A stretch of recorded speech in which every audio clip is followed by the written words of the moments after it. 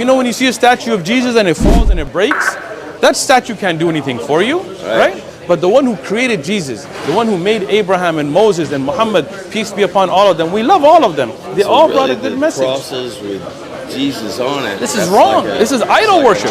They say you're not supposed to wear that. Exactly. You're See, not you supposed know to wear this Jesus on already. a cross. Think about this. The 10 commandments. The first commandment, hear, O Israel, your Lord is one. Not three, one. Second commandment, don't worship idols. Everywhere you go in church, they give you an idol.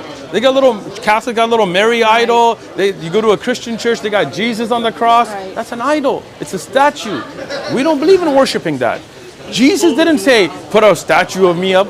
He didn't say, wear a cross. He put his head on the ground, prayed to the Creator. Take your time, read, come back. We really respect you. Great conversation. We'll just shake like this for you with respect.